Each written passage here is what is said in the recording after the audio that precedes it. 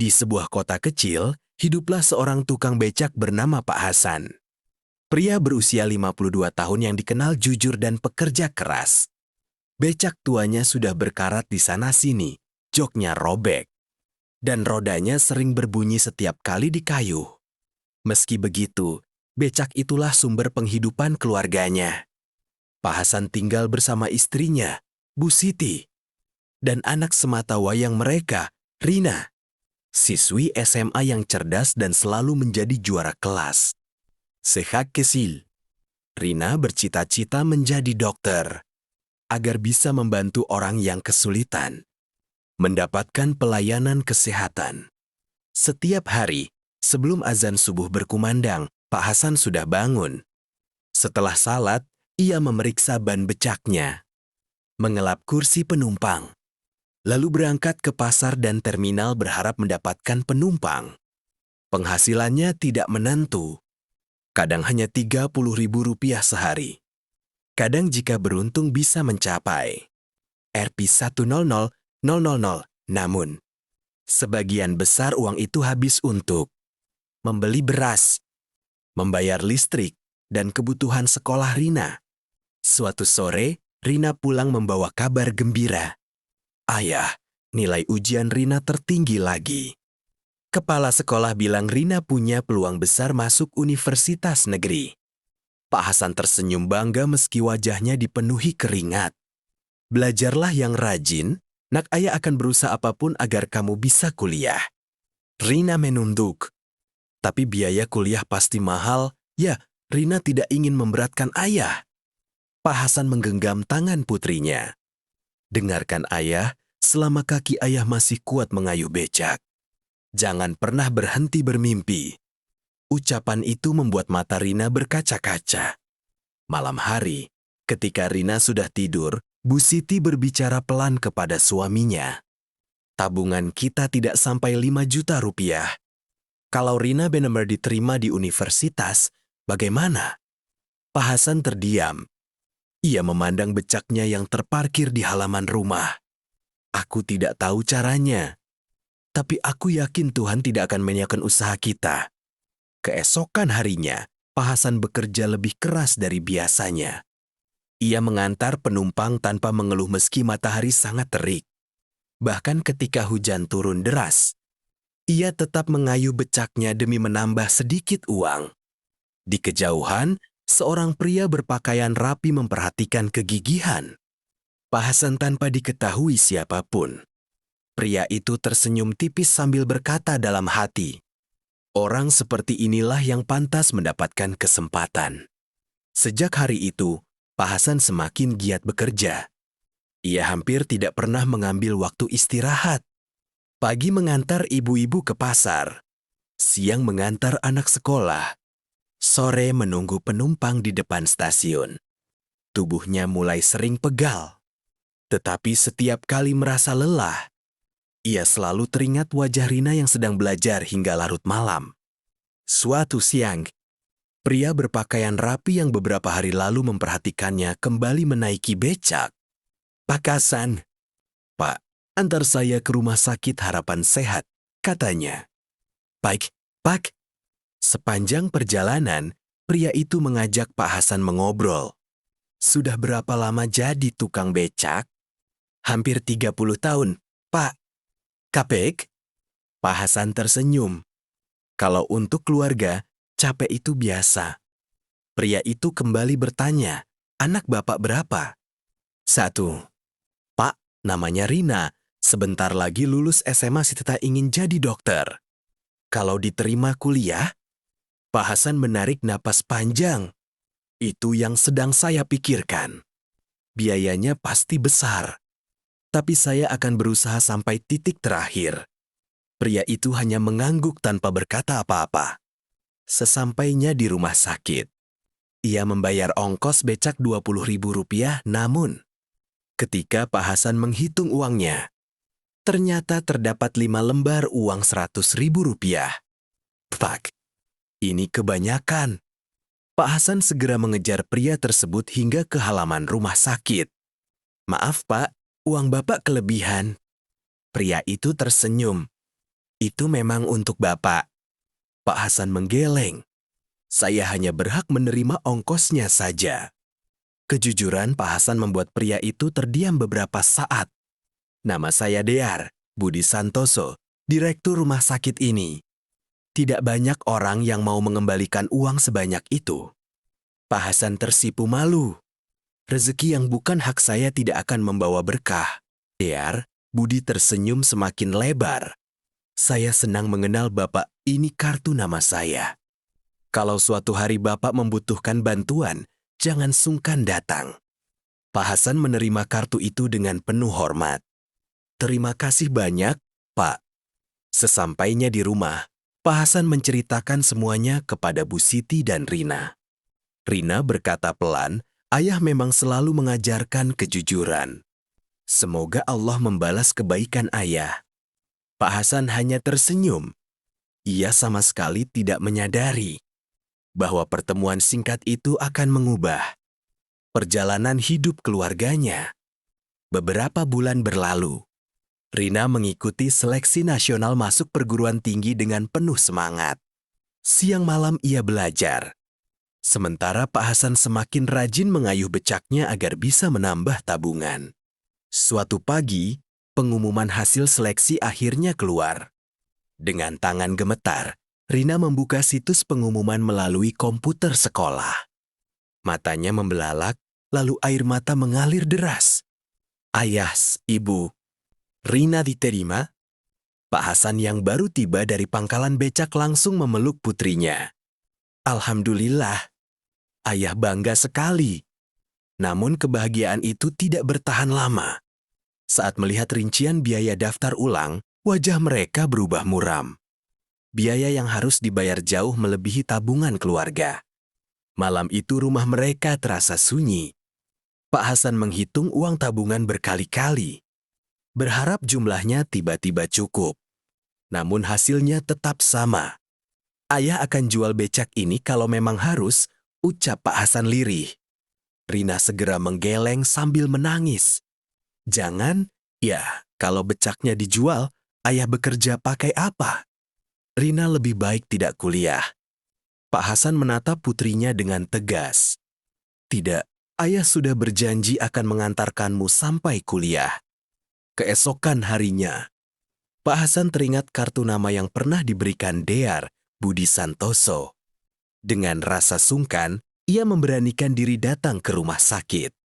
Saat bertemu Dear, Budi langsung mengenalinya. Pak Hasan, silakan duduk. Ada yang bisa saya bantu? Dengan suara pelan, Pak Hasan menceritakan bahwa Rina diterima di universitas negeri. Tetapi mereka tidak mampu membayar biaya awal kuliah. Dear, Budi mendengarkan dengan saksama, lalu tersenyum.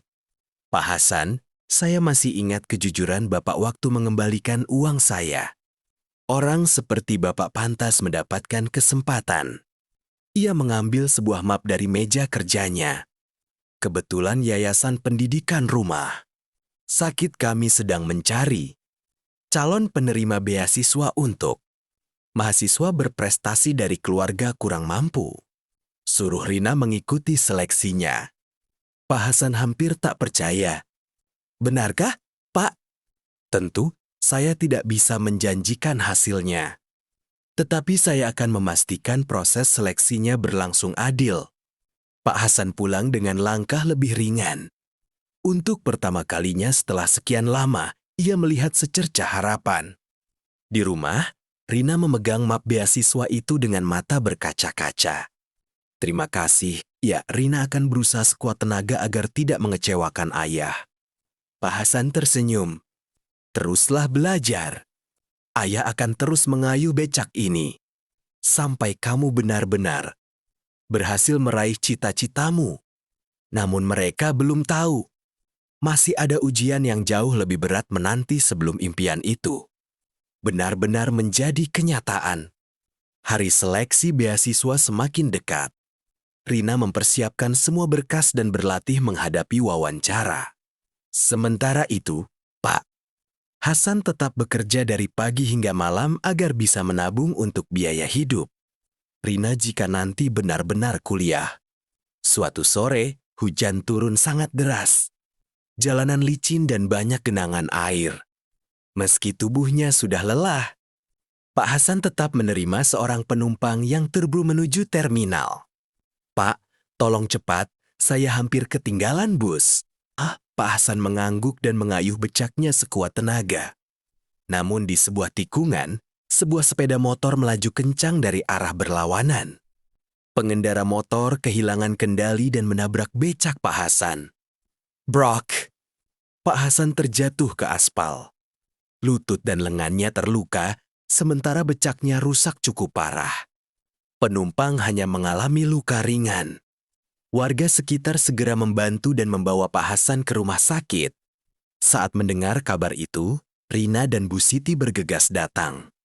Melihat ayahnya terbaring dengan kaki diperban, Rina tak kuasa menahan tangis. "Ayah." "Maafkan Rina, semua ini karena ayah terlalu memikirkan biaya kuliah Rina." Pak Hasan menggenggam tangan putrinya sambil tersenyum meski menahan sakit. "Jangan pernah menyalahkan dirimu, nak, tidak ada perjuangan yang sia-sia." Tak lama kemudian, Dear, Budi datang menjenguk. "Bagaimana kondisi Pak Hasan?" "Syukurlah tidak ada patah tulang," jawab dokter yang merawat. "Tapi beliau harus istirahat beberapa minggu dan tidak boleh bekerja dulu." Mendengar itu, wajah Bu Siti semakin cemas. Mereka tidak memiliki penghasilan jika Pak Hasan tidak bisa mengayuh becak. Melihat kegelisahan keluarga itu, Dear, Budi berkata dengan tenang, "Jangan khawatir. Biaya pengobatan Pak Hasan akan saya bantu melalui yayasan rumah sakit." Air mata Pak Hasan menetes. "Terima kasih banyak, Pak. Saya tidak tahu bagaimana membalas kebaikan Bapak." "Dear," Budi tersenyum. "Bapak sudah membalasnya sejak hari Bapak memilih tetap jujur. Sekarang fokuslah untuk sembuh." Beberapa hari kemudian, kabar yang ditunggu akhirnya datang. Sebuah surat resmi dikirim ke rumah Pak Hasan. Rina membuka amplop itu dengan tangan gemetar. Wajahnya langsung berubah. Air matanya kembali mengalir. Pak Hasan yang masih duduk dengan tongkat bertanya pelan, "Rina, ada apa?" Rina tidak mampu menjawab. Ia hanya menyerahkan surat itu kepada ayahnya. Pak Hasan membaca isi surat tersebut perlahan. Lalu matanya membelalak. "Selamat, Anda dinyatakan lulus sebagai penerima beasiswa penuh hingga lulus kuliah." Sak! Hasan langsung memeluk Rina dan Bu Siti, tangis haru pecah di rumah sederhana itu. Untuk pertama kalinya, mereka merasa bahwa semua keringat, air mata, dan perjuangan selama bertahun mulai membuahkan hasil. Namun, perjalanan Rina di bangku kuliah baru saja dimulai. Tantangan yang lebih besar masih menantinya. Beberapa minggu kemudian, kondisi Pak Hasan mulai membaik. Meski masih berjalan perlahan, ia sudah bisa kembali mengayuh becaknya. Becak yang rusak diperbaiki sedikit sedikit dengan bantuan tetangga yang ikut bersimpati. Hari yang dinanti akhirnya tiba. Rina resmi menjadi mahasiswi fakultas kedokteran di sebuah universitas negeri ternama. Pagi itu, Pak Hasan mengenakan kemeja putih yang sudah beberapa tahun tersimpan di lemari. Bu Siti memakai kebaya sederhana. Sementara Rina mengenakan jaket alma mater dengan wajah penuh semangat. Sesampainya di kampus, Rina terpukau melihat gedang yang megah. Di sisi lain, Pak Hasan merasa canggung. Ia melihat para orang tua lain datang dengan mobil mewah dan pakaian rapi. Pak Hasan menunduk sambil berkata pelan, "Maaf ya, Nak, ayah hanya bisa mengantarmu dengan becak tua." Rina langsung memeluk ayahnya. "Jangan bilang begitu." "Ya, justru becak inilah yang mengantarkan Rina sampai ke kampus ini." Rina bangga menjadi anak seorang tukang becak. Ucapan itu membuat mata Pak Hasan berkaca-kaca. Tak jauh dari mereka, beberapa mahasiswa memperhatikan momen tersebut. Salah satu di antaranya diam merekam ketika Rina turun dari becak dan memeluk ayahnya. Video itu kemudian diunggah ke media sosial dengan judul, Anak tukang becak berhasil masuk fakultas kedokteran. Tak disangka, video tersebut menjadi viral. Ribuan orang memberikan komentar berisi doa dan dukungan. Banyak yang tersentuh oleh perjuangan Pak Hasan dan semangat Rina. Beberapa hari kemudian, pihak universitas mengundang Rina dan Pak Hasan ke sebuah acara penyambutan mahasiswa baru. Di hadapan ratusan mahasiswa, rektor berkata, "Kesuksesan tidak ditentukan oleh latar belakang keluarga, tetapi oleh kerja keras, kejujuran, dan semangat untuk terus belajar. Hari ini, kita belajar dari perjuangan Pak Hasan dan Rina." Seluruh ruangan bergemuruh oleh tepuk tangan. Pak Hasan hanya menunduk haru, sementara Rina menggenggam tangan ayahnya dengan bangga. Namun di balik kebahagiaan itu, ada seorang mahasiswa yang merasa iri melihat perhatian yang diterima. Rina tanpa disadari, rasa iri tersebut perlahan akan berubah menjadi masalah yang menguji keteguhan hati Rina. Hari-hari pertama kuliah berjalan dengan baik.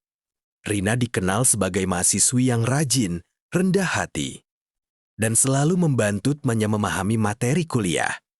Para dosen pun mulai mengenalnya sebagai mahasiswa yang disiplin. Namun, tidak semua orang senang melihat keberhasilannya. Seorang mahasiswa bernama Kevin, yang berasal dari keluarga kaya, merasa iri karena Rina sering mendapat pujian dari dosen. Menurutnya, perhatian itu seharusnya menjadi miliknya. Suatu hari, hasil ujian anatomi diumumkan. Rina memperoleh nilai tertinggi di kelas. Kevin tidak terima. Ia mulai menyebarkan gosip bahwa Rina mendapat nilai bagus karena dibantu pihak kampus akibat kisah hidupnya yang viral. Dia cuma dikasih belas kasihan, bisik Kevin kepada beberapa teman. Isu itu menyebar dengan cepat. Beberapa mahasiswa mulai menjaga jarak dari Rina. Rina yang mendengar kabar tersebut hanya terdiam. Hatinya sedih, tetapi ia memilih fokus belajar daripada membalas fitnah. Saat akhir pekan tiba, Rina pulang ke rumah. Melihat wajah putrinya murung, Pak Hasan bertanya, "Ada apa, Nak?" Rina akhirnya menceritakan semuanya. Pak Hasan mendengarkan dengan tenang, lalu berkata, "Nak, orang bisa mengambil harta kita, bisa memfitnah kita, bahkan bisa meremehkan kita. Tapi mereka tidak akan pernah bisa mengambil ilmu dan kejujuran yang kamu miliki." Rina mengangguk sambil menghapus air matanya. "Terima kasih, ya, Rina akan membuktikan semuanya dengan prestasi." Keesokan harinya, kampus mengadakan ujian praktik yang diawasi langsung oleh dosen dan dilakukan secara individu. Tidak ada yang bisa membantu atau bekerja sama. Ketika hasil diumumkan, Rina kembali meraih nilai tertinggi. Semua mahasiswa terkejut. Dosen kemudian berkata di depan kelas, "Nilai ini murni hasil kemampuan masing-masing. Tidak ada perlakuan khusus untuk siapapun." Kevin hanya bisa menundukkan kepala. Ia mulai menyadari bahwa Rina memang berhasil karena kerja kerasnya, bukan karena belas kasihan. Namun, rasa malu itu justru membuat Kevin menyusun rencana lain yang jauh lebih berbahaya. Sebuah rencana yang dapat mengancam masa depan Rina. Beberapa minggu setelah ujian praktik, Kevin masih belum bisa menerima kenyataan bahwa Rina selalu menjadi mahasiswa terbaik. Rasa iri membuatnya kehilangan akal sehat. Suatu malam, saat perpustakaan kampus hampir tutup, Kevin melihat Rina sedang belajar sendirian. Diam-diam, ia menjalankan rencananya.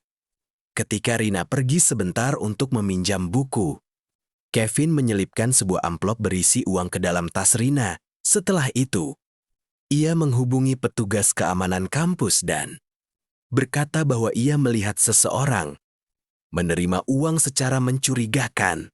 Tak lama kemudian, petugas keamanan datang. "Maaf, kami perlu memeriksa tas Anda." Rina terkehut tetapi ia tetap tenang. "Silakan, Pak." Saat tas dibuka, Semua orang terkejut melihat amplop berisi uang dalam jumlah besar. Beberapa mahasiswa langsung berbisik. Jangan-jangan benar. Rina memukat.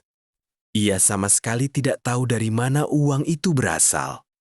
Ampun, Pak. Itu bukan milik saya. Saya tidak tahu bagaimana bisa ada di dalam tas saya. Karena belum ada bukti yang jelas.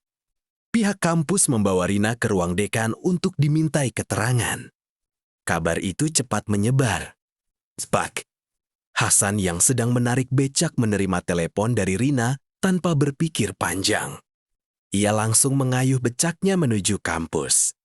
Sesampainya di sana, Pak Hasan melihat putrinya menangis. Ia menghampiri Rina dan berkata dengan lembut, "Ayah percaya padamu. Kejujuranmu tidak berubah hanya karena tuduhan orang." Ucapan itu membuat Rina sedikit lebih tenang. Di ruang dekan, pihak kampus memutuskan untuk memeriksa rekaman kamera pengawas di perpustakaan. Sebelum mengambil keputusan, semua orang menunggu dengan penuh ketegangan. Ketika rekaman diputar, terlihat jelas Kevin mendekati tas Rina saat Rina meninggalkan meja beberapa menit. Ruangan langsung hening. Wajah Kevin pucat. Ia tidak bisa lagi mengelak. Dekan berkata dengan tegas, "Kevin, apakah masih ada yang ingin kamu jelaskan?" Kevin menundukkan kepala dan akhirnya mengakui semua perbuatannya. Saya iri pada Rina, saya hilaf." Rina menarik napas lega. Nama baiknya akhirnya dipulihkan. Pak Hasan memandang putrinya dengan bangga. Dalam hati ia bersyukur karena kejujuran kembali menang. Namun, kejadian itu membuat Rina sadar bahwa perjalanan menuju Sitani masih panjang. Ia bertekad untuk tetap rendah hati dan tidak membiarkan kebencian orang lain menghentikan langkahnya. Beberapa bulan berlalu, kehidupan keluarga Pak Hasan kembali tenang. Rina semakin sibuk dengan kuliahnya. Sementara Pak Hasan tetap mengayuh becak setiap hari untuk membantu memenuhi kebutuhan keluarga. Namun, usia tidak bisa dibohongi. Suatu siang, di bawah terik matahari, Pak Hasan mengantar seorang penumpang menuju pasar. Baru setengah perjalanan, pandangannya mulai kabur. Napasnya terasa sesak dan tubuhnya lemas. "Pak, Bapak tidak apa-apa?" tanya penumpang panik. Belum sempat menjawab, Pak Hasan jatuh pingsan di samping becaknya. Warga sekitar segera membawanya ke rumah sakit. Saat Rina menerima telepon dari ibunya, ia langsung meninggalkan kelas dan berlari menuju rumah sakit. "Haja!"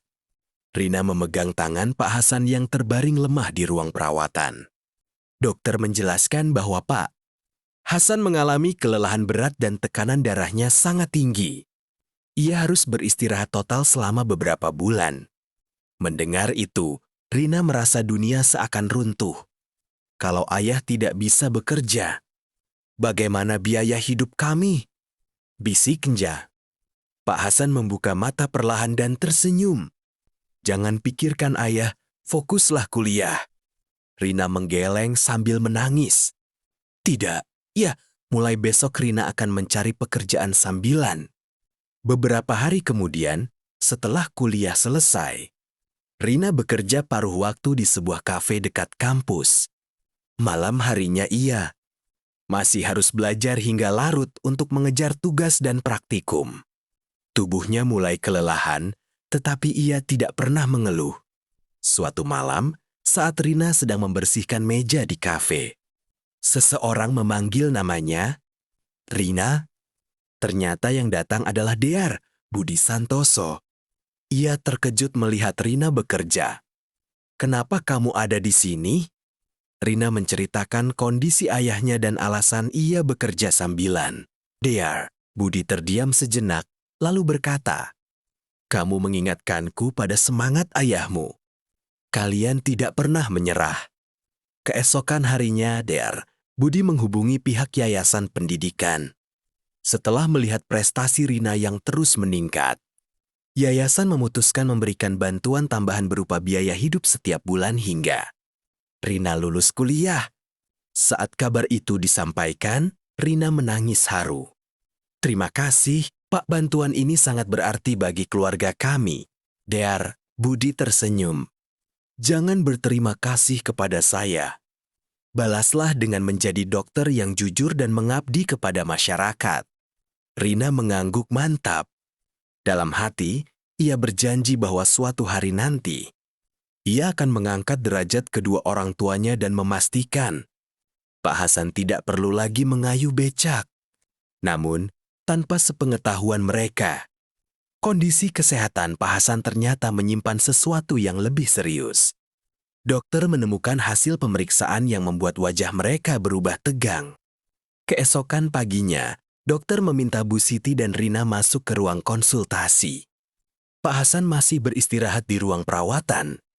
Dokter membuka hasil pemeriksaan dengan wajah serius. Tekanan darah Pak Hasan memang sudah membaik. Namun, kami juga menemukan adanya penyumbatan pada pembuluh darah jantung. Beliau harus menjalani pengobatan rutin dan tidak boleh lagi bekerja terlalu berat. Rina terdiam. Bu Siti menutup mulutnya sambil menahan tangis. "Apakah ayah masih bisa mengayuh becak, Dok?" tanya Rina dengan suara bergetar. Dokter menggeleng pelan. "Kalau dipaksakan, risikonya sangat besar. Beliau harus lebih banyak beristirahat." Mendengar penjelasan itu, Rina merasa dadanya sesak. Ia tahu betapa ayahnya mencintai pekerjaannya, bukan karena becak itu, tetapi karena becak itulah yang membesarkan dirinya. Saat Pak Hasan mengetahui kondisinya, ia hanya tersenyum. Kalau memang sudah waktunya berhenti mengayuh, ayah ikhlas. Sekarang tugas ayah adalah melihat Rina lulus kuliah. Beberapa hari kemudian, kabar tentang kondisi Pak Hasan sampai ke telinga warga kampung. Mereka teringat bagaimana selama puluhan tahun, Pak Hasan selalu membantu siapa saja tanpa pamrih. Ketua RT kemudian mengajak warga mengadakan kerja bakti untuk membantu. Keluarga Pak Hasan ada yang membawa beras, ada yang menyumbang kebutuhan pokok. Bahkan seorang pemilik bengkel menawarkan untuk membeli becak tua Pak Hasan sebagai kenan dengan harga yang layak. Namun, Pak Hasan menolak dengan halus. "Becak ini bukan sekadar alat mencari nafkah. Ini saksi perjuangan keluarga kami. Saya ingin menyimpannya." Semua orang terharu mendengar ucapannya. Di kampus, Rina semakin giat belajar. Ia berhasil menjadi asisten dosen dan menerima honor setiap bulan. Uang itu ia gunakan untuk membantu biaya rumah tangga dan membeli obat-obatan ayahnya. Suatu malam, ketika Rina sedang belajar, Pak Hasan memanggilnya. "Nak, Ija, Ja, kalau nanti kamu sudah menjadi dokter, jangan pernah melihat seseorang dari pakaian atau pekerjaannya. Ingatlah, setiap orang punya perjuangan yang tidak terlihat." Air mata Rina menetes. Rina Khanki. Ya, Rina akan menjadi dokter yang rendah hati dan selalu mengutamakan orang kecil. Seperti ayah, Pak Hasan tersenyum bangga. Baginya, mendengar janji itu sudah lebih berharga daripada harta apapun. Beberapa tahun pun berlalu. Hari kelulusan Rina sebagai dokter akhirnya semakin dekat. Namun, 2 minggu sebelum wisuda, sebuah musibah besar kembali datang dan menguji keluarga kecil itu. 2 minggu sebelum wisuda, kondisi Pak Hasan tiba memburuk. Tengah malam, ia merasakan nyeri hebat di dada hingga sulit bernapas. "Bu," panggil Rina, ucapnya dengan suara lemah. Rina yang sedang belajar untuk ujian akhir langsung berlari menghampiri ayahnya. Bersama beberapa tetangga, mereka membawa Pak Hasan ke rumah sakit. Di ruang gawat darurat, para dokter segera memberikan penanganan. Rina hanya bisa berdoa sambil menggenggam tangan ibunya. Beberapa jam kemudian, dokter keluar dari ruang perawatan. Syukurlah, kondisi Pak Hasan sudah stabil. Serangan jantungnya berhasil ditangani tepat waktu. Namun, Beliau harus benar-benar berhenti bekerja. Rina menghela napas lega. Air mata kebahagiaan mengalir di pipinya. 2 minggu kemudian, hari wisuda pun tiba. Rina mengenakan toga dengan senyum yang tak hentinya menghiasi wajahnya. Ia sempat khawatir ayahnya tidak bisa hadir karena kondisi kesehatannya. Namun, dari kejauhan terlihat Pak Hasan datang dengan kursi roda yang didorong Bu Siti. Melihat ayahnya hadir, Rina langsung memeluknya. "Terima kasih, ya. Semua ini karena ayah." Pak Hasan tersenyum sambil menahan haru. "Bukan karena ayah, nah ini karena kamu tidak pernah menyerah." Rina naik ke atas panggung dan menerima penghargaan. Ketika diberi kesempatan menyampaikan pidato, ia berkata, "Orang yang paling berjasa dalam hidup saya bukanlah orang kaya atau pejabat. Beliau adalah ayah saya. Seorang tukang becak yang setiap tetes keringatnya menjadi jalan bagi saya meraih mimpi. Jika hari ini saya berdiri sebagai seorang dokter, itu karena beliau tidak pernah menyerah mengayuh becaknya demi masa depan saya." Seluruh hadirin berdiri memberikan tepuk tangan. Banyak yang meneteskan air mata, termasuk para dosen dan DR, Budi Santoso. Beberapa bulan kemudian, Rina resmi bekerja sebagai dokter di rumah sakit tempat DR, Budi bertugas. Dengan gaji pertamanya, Rina mengajak kedua orang tuanya ke sebuah toko. "Ayah, mulai hari ini ayah tidak perlu bekerja lagi."